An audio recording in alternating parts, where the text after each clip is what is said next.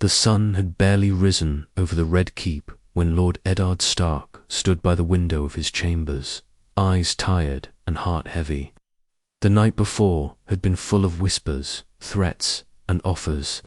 One offer echoed louder than all others. Renly. Baratheons, the young lord had come in secret, speaking of betrayal and rebellion in hushed tones, urging Ned to strike first, take Joffrey off the throne, crown my brother Stannis, or let me wear the crown. Either way, we move before Cersei does. At first, Ned had refused. It wasn't honor. It wasn't right. But then he thought of his daughters, Sansa and Arya, both trapped in a court of vipers. He thought of Robert, his dead friend, and the lies being spun in his name. He thought of the bastard boy on the throne, born of incest, and he thought of Littlefinger's false smile, always waiting for blood in the water.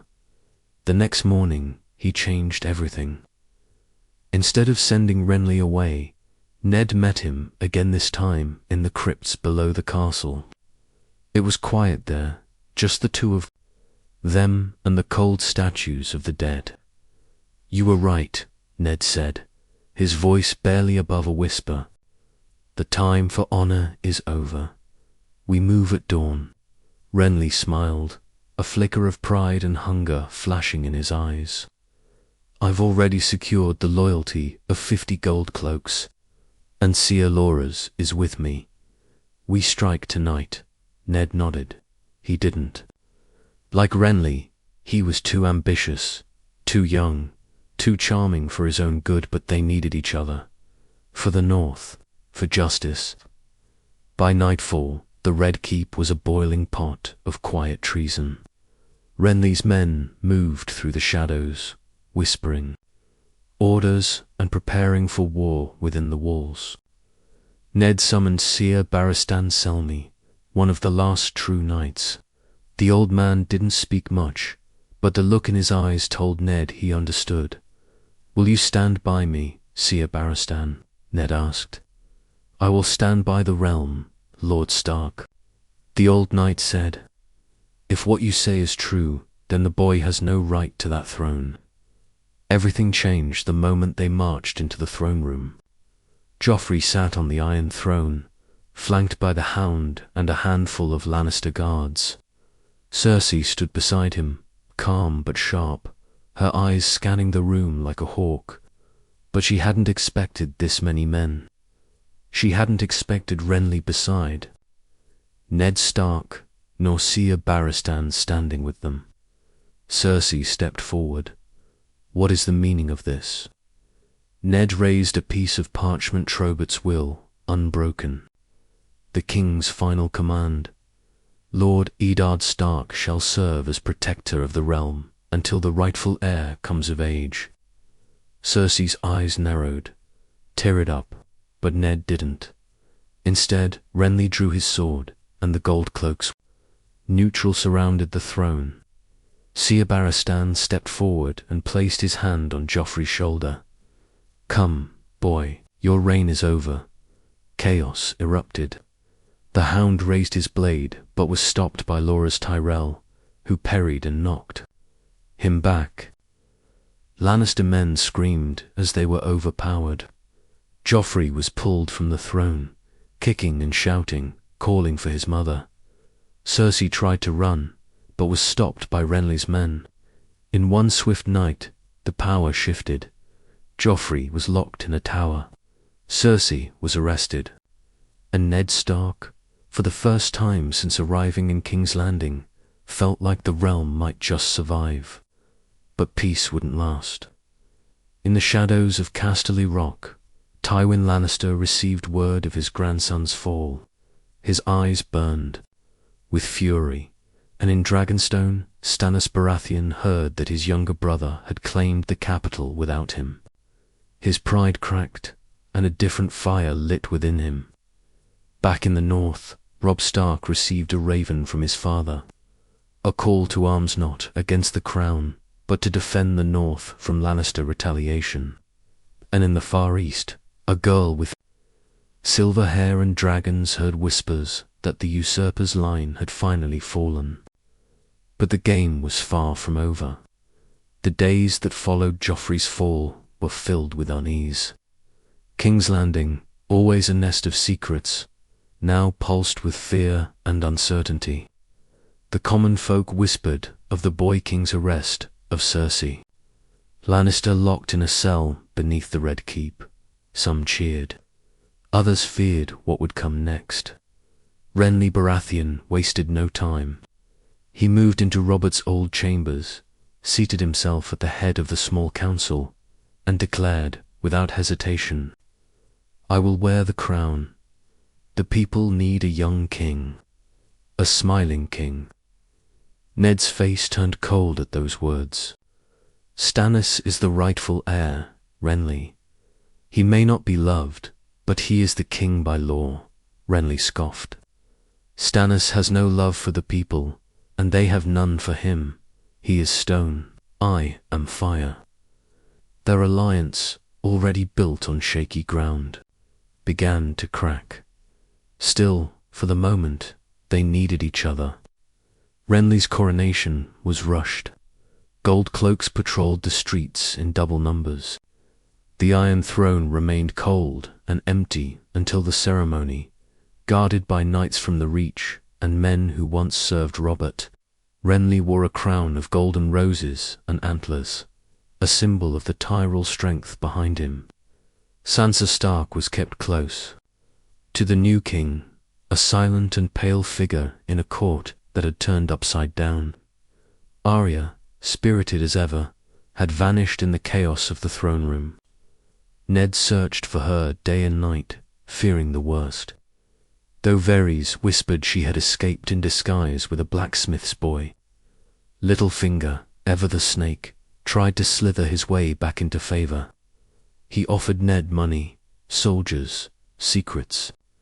But Ned, wiser now, saw through the charm. "Keep your lies and your coin, Lord Baelish. We've had enough of both." But trouble was brewing. In Casterly Rock, Tywin Lannister's wrath boiled over. His son, Jaime, still a captive in Riverrun, became a bargaining chip in the storm to come. Tywin called his banners and prepared for war. "They stole my grandson, they humiliated my daughter. Now we take back what is ours." He sent ravens to the Westerlands, to every bannerman loyal to the Lion. The response was swift.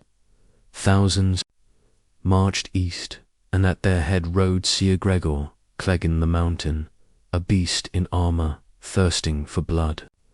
Meanwhile, Stannis Baratheon sat fuming in Dragonstone. When news of Renly's coronation reached him, he broke a goblet in his bare hand.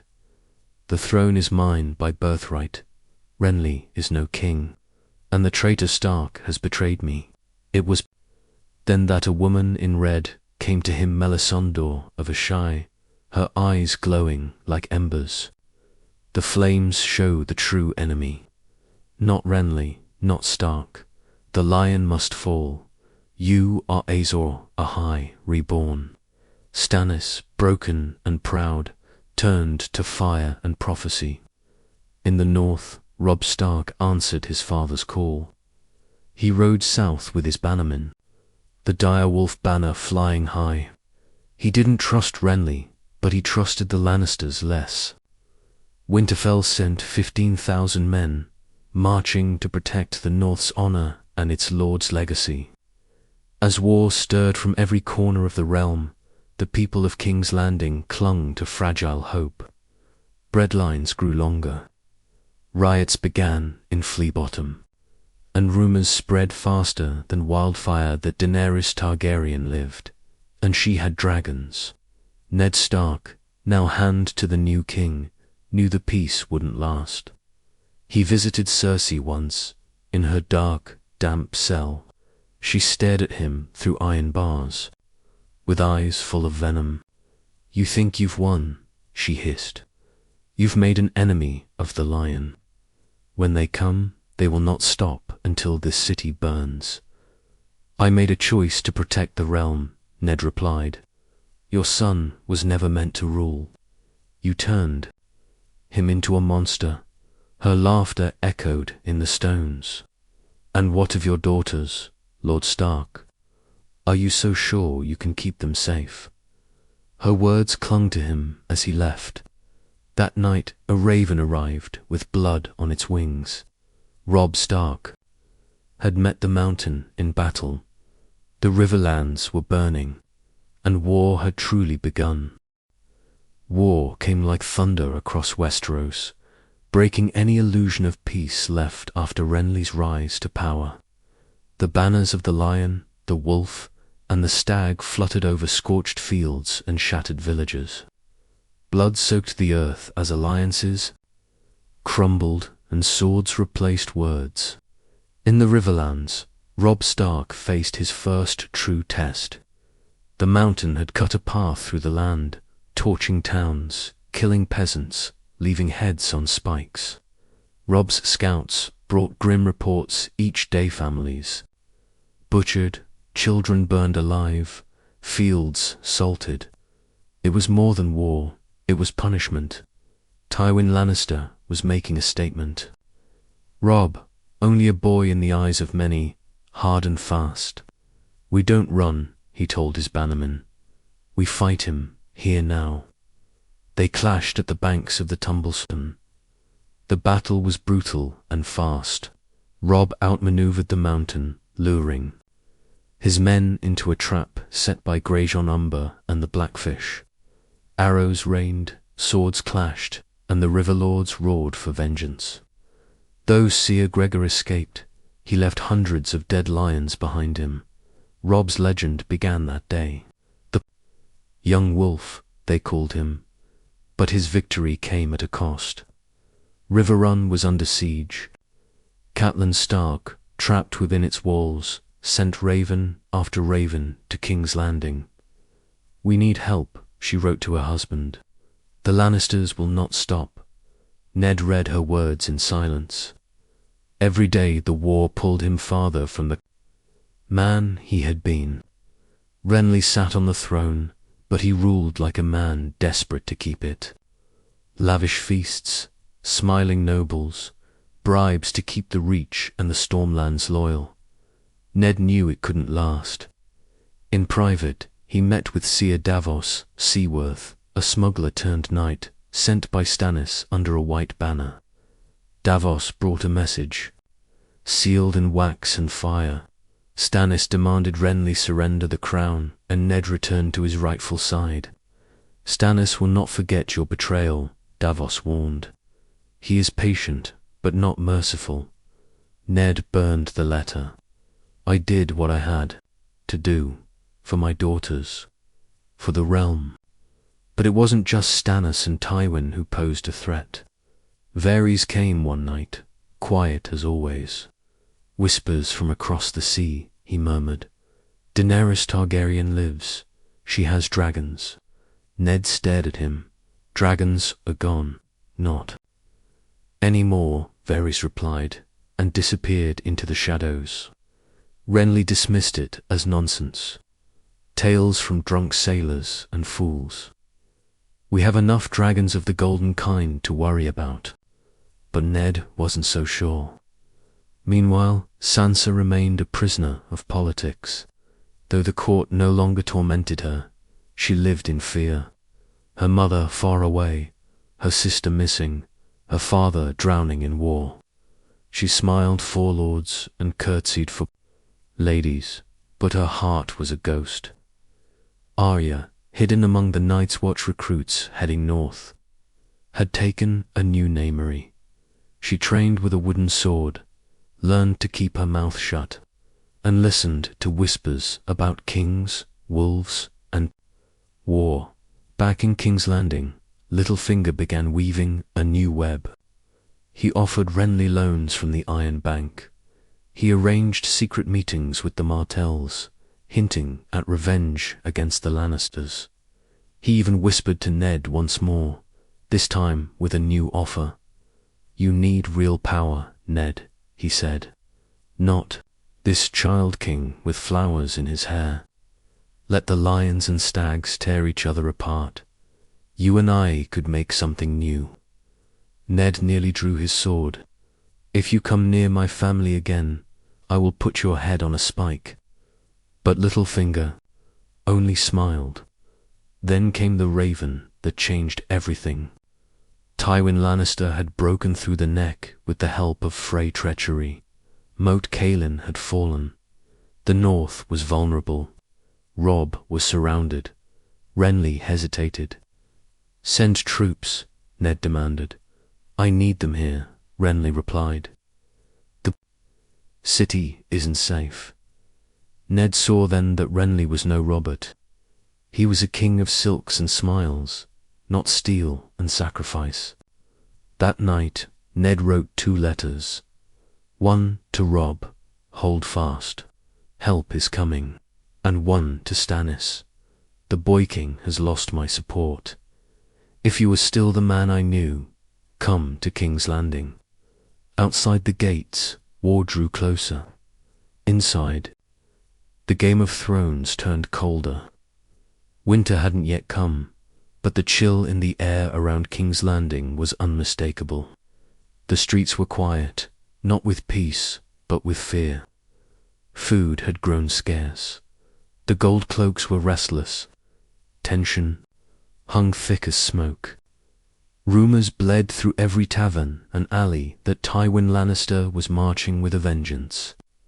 That Robb Stark had been surrounded, and worse still, that Stannis Baratheon was sailing for the capital with fire in his eyes. Renly laughed when he heard the news. Let him come, he said, over a feast of quail and wine. Let them all come. This city is mine. But Ned wasn't laughing. Every day he walked the halls of the Red Keep. He felt the walls closing in. Renly had grown, arrogant, careless. He paraded around the Iron Throne like a child wearing his father's armor. His only strength lay in the Reach House. Tyrell propped him up like a puppet, and Cialoras, his lover, guarded him like a hound. One evening, Renly summoned Ned to the throne room. I hear troubling things, Lord Stark, Renly said, that you've written to Stannis, that your loyalty is uncertain. Ned stared at him. My loyalty is to the realm, not your crown. You wear it, but you don't understand it. Renly rose, fury flashing in his green eyes. You think I'm not fit, that Stannis would be better, that cold, bitter shadow of a man. You think feasts and gold win wars. Ned shot back. Tywin is days away. Robb is trapped, and Stannis is coming with fire and fury. You've made too many enemies. That was the last time they spoke as allies. Renly didn't arrest Ned, but he began to watch him closely. Spies followed him through the halls. Sansa was moved to a guarded tower. Arya was still missing, and only Varys seemed to care. Then, in the black of night, the sky over the bay turned red. Stannis had arrived. His ships were black, his sails bearing. The burning heart of Lolla. At his side stood Melisandre, cloaked in flame. The Red Priestess had brought something the city hadn't seen in centuries fear. Not just of war, of magic. They didn't attack at once. Stannis sent a raven, first one message, carved in fire across parchment. Renly is a pretender. Surrender or burn. Renly refused, of course. But that night, something unnatural happened. Guards at Renly's chambers were found dead throats, sliced eyes wide with terror. Renly himself was discovered the next morning, his body cold, his throat opened by an unseen blade. Loras Tyrell fell to his knees beside him, screaming with rage and grief. The court exploded into chaos. Some said it was an assassin.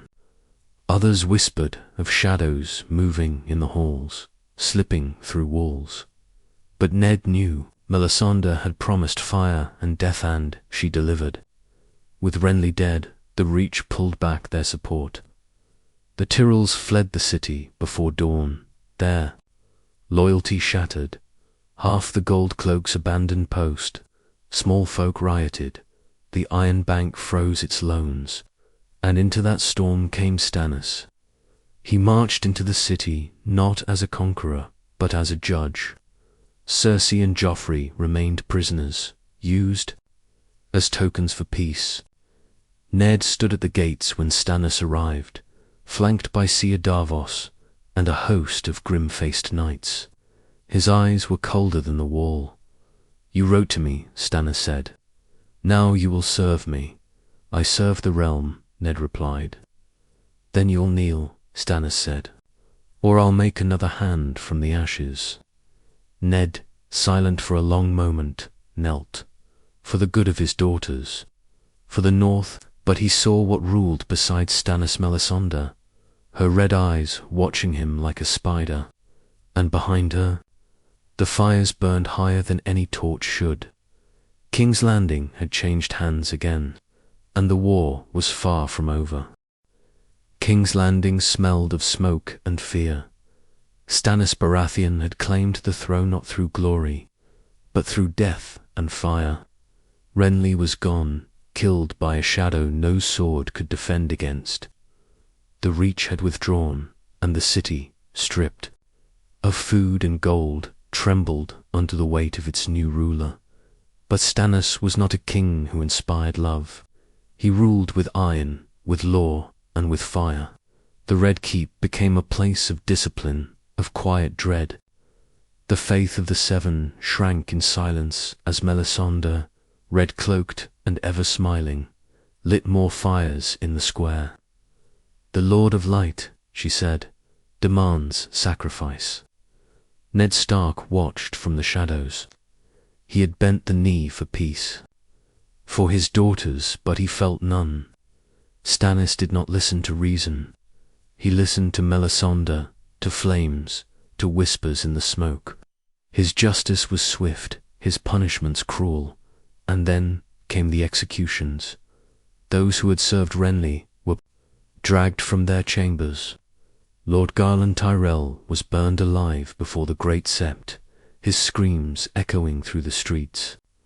Laura's disappeared, some said he escaped. Others whispered darker fates. Cersei Lannister remained in the dungeons, unbroken, her hatred as sharp as ever. Stannis planned to try her for treason and incest. Joffrey too would face judgment. Burn them, Melisandre urged. The blood of kings has power. The flames demand it. But Ned stood in her way. "You want to cleanse the city in fire. But this is not justice. This is madness." Stannis stared at him long and hard. "You think I wanted this? I have no love for fire. But the war has changed. The gods are real, Stark, and they've chosen me." "No god would burn children," Ned said quietly. It was the first time Stannis wavered. A compromise was made. Cersei would be tried in the dragon pit. Joffrey would be spared for now. But Westeros was not done bleeding. Robb Stark, surrounded in the Riverlands, launched a desperate counterattack. With help from the Blackfish and a surprise alliance with the Brotherhood without banners, he shattered a Lannister host at Maidenpool. It was a bloody victory, but it broke the siege and freed Riverrun. Still, the cost was great. Half his forces were lost. And with Renly gone and the Reach hostile, Robb had no support from the south. He sent ravens to his father. "Either you come north," he wrote, "or I march south and burn every throne they try to hand you." Ned was torn. Duty called him to his son, but his daughters were still in King's Landing. Sansa remained watched, a prisoner wrapped in silk. Stannis said she was safe, but Melisandre saw her differently. "She carries the blood of the wolf," the Red Woman whispered. She could serve the fire well. Ned knew then what he had to do. He met with Varys in secret. "Get them out," he said. "Arya, if she still lives, and Sansa, I will stay. But they must go." Varys, for once, didn't smirk. "It will cost me more than coin." "I'll owe you," Ned said. The escape was arranged. One night, under a moonless sky, two cloaked figures slipped through the tunnels beneath the Red Keep. One had auburn hair. The other wore a dirty cap and swung a wooden sword. They vanished into the black, bound for the north. Ned watched from the battlements, feeling a weight lift and another settle deeper. Stannis never found out, or perhaps he chose not to. He had his war now. Word had come from the eastern Ares. Targaryen had crossed the narrow sea, dragons at her back and freed slaves at her feet. The realm would not know peace. Ned remained in the capital, a shadow of a man, serving a king he didn't trust, in a city that no longer felt like part of the realm he once loved. But in the north, Robb gathered strength. In the east, fire stirred, and somewhere across the snow, a girl with a wolf heart whispered a list of names.